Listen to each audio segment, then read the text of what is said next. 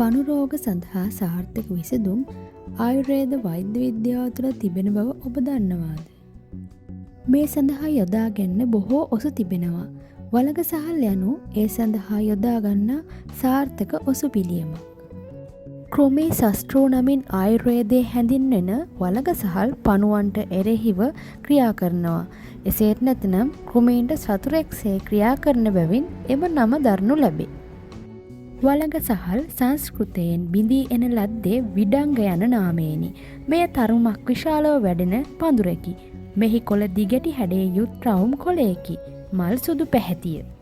මෙහි ඵලය ගම්මිරිස් ඇටයට සමානය. කොළ පැහැතිය. ඉදුණු පසුවය රතු පැහැයෙන් යුක්තයි. වලග සහල් වාතය හා සෙම් නසන අතර ලේ පිරිසිදු කරයි.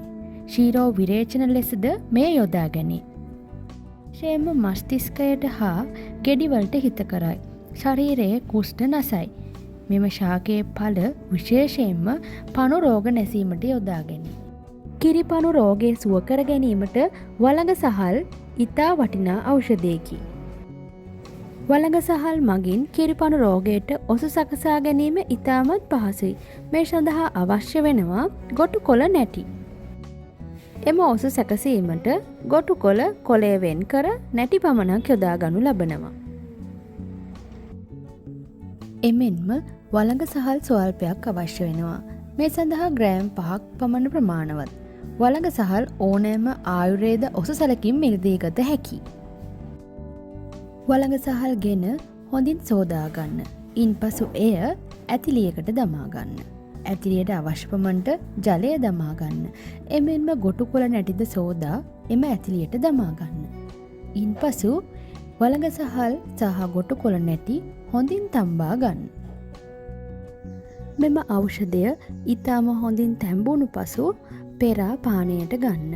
මෙය දිනකට දෙවරක් උදේ සහ සවස පානය කළ හැකි අතර දින 3ක් පමණ ගැනීම ප්‍රමාණවත්. වලග සහල් කබලේ බැද කුඩු කර මී පැණි සමග උදේ හිස් බඩ දීමෙන් පණු රෝගවලට සුවය ලබා ගත හැකියි. පණු රෝග සඳහා ආයුර්වේදීය ඖෂධ බොහෝමයක් ඇති අතර මේවා භාවිතයට පෙර ආයුර්වේද වෛද්‍ය උපදෙස් ලබා ගන්නවා නම් ඉතාමත් යහපත්. ඔසු පිළිබඳ මෙවැනි වටිනා තවත් තොරතුරු දැන ගැනීමට ඔස YouTube channel එක subscribe කරන්න.